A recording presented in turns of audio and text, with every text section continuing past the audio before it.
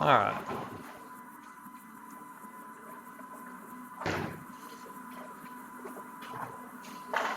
We'll coordinate these a little bit. So now what I want you to do is when we bring this ball down for you, right, that really starts to bend, okay? Now watch this. When we bring her ball down, right, still straight, right there. Starts to bend, but it's very little, right? And then it's straight. So she straightens completely right there. Now, what causes that? Gravity. Gravity and momentum want that ball to go straight right at the bottom of the floor. The same thing as golfers, when they contacted the ball, the inertia wants to stretch the arms out and square the face. So.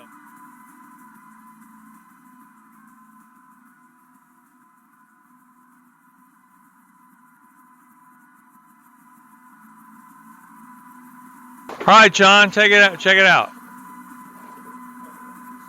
I didn't realize you were watching. All right, so better, but you see how you got this elbow bent? Okay. All right, and then it's a lot straighter than it was before, for sure. Not quite unloading. Now, can you get in the finish position, or do you have a hard time with balance? I can. It's just I'm used to it being in a rhythm.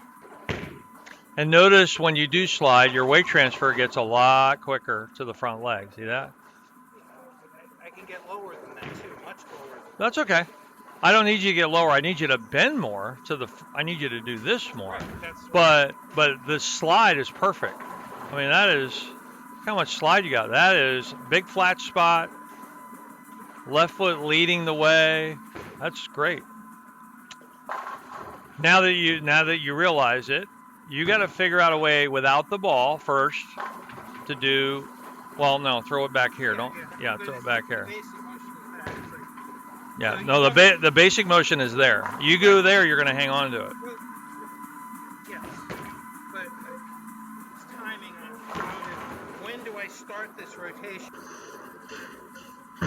Wait now, because she weight trains quite a bit. And you see here that, number one, the toe just stays on the ground. She never lifts her foot. And that's the key. So your foot on the bowling shoe, from the toe to the heel, 2/3 of that is all for sliding. And then the back third is the brake. That's the brake, right? So you're picking your foot up and you're putting the brake down. So even if you never put the foot up, but you only put the brake down, you wouldn't be able to slide, okay? Because this is designed for stopping. Then the other part that's even worse for planters is you stay on that back leg. So she's already, and this is a very slow thing because you're really out of balance. Think about it. You got a heavy bowling ball, and you're standing on one leg behind you with that foot in the air. That takes some talent, okay? If you notice what she's doing, when that foot goes down on the ground, it's allowing her back angle to maintain, and it's allowing her to push forward and down into the ground, which is where she's getting a lot of power from. So she's at 117, and you're at 130.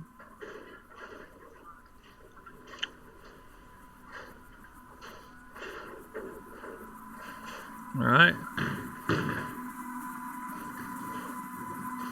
And then, man, she's just flying. Look at that left foot. Look how fast that left foot is. Because the left foot is trying to get out in front of the body.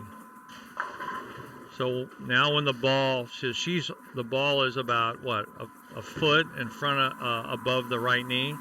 There's no weight on her back leg. She's completely off of it. Okay. Now the leg moves out of the way. The left foot gets there early, but the foot doesn't stop until the ball is inside the leg. So her release timing is great. So again, when your foot stops, you're pulling down from the top really hard to try to get the ball there before the foot stops. Now, oh, what's his name? Kenny from the other group, when he planted, his left foot stopped and the ball was right there. So that's why he had no ball speed and he was grabbing it and hit up on it, because he literally had to pull the ball through. So that's why this is so significant. And as you can see here, man, she is just digging into the ground. This is where this little gal gets all her power from. Look at that. And that her head ends up. Now your finish position's perfect.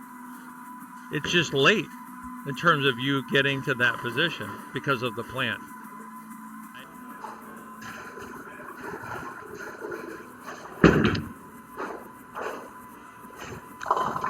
Okay, that's not bad. That position right there, that much back angle with matching that much, that's pretty good. There's the big one right there. So when you pull that, pick that foot up, that weight stays on your back leg longer than if you put your foot down. We gotta say, out of my 8 students, 4 of them plant. So now when the ball gets here, right, so you still got weight on your back leg, so that won't allow that leg to clear, and you got to go around your leg.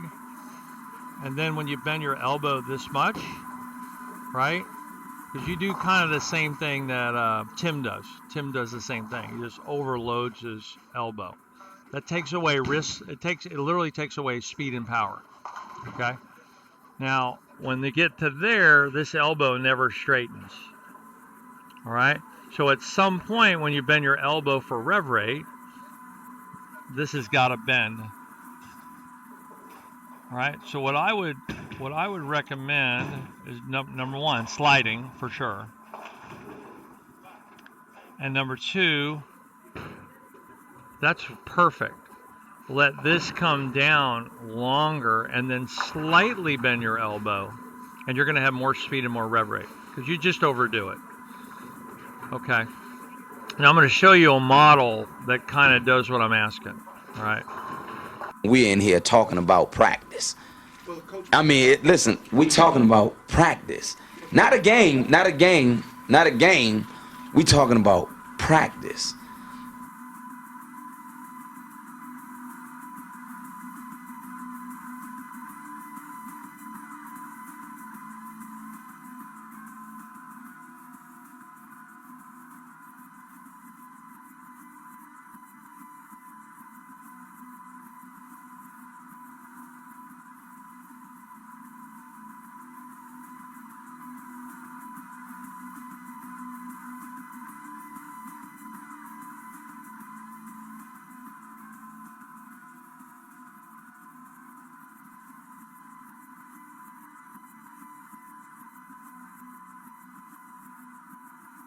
We're in here talking about practice. I mean, listen, we're talking about practice. We're in here talking about practice. Not a game, not a game. I mean, listen, we're talking about practice. Not a game, not a game, not a game. We're talking about practice.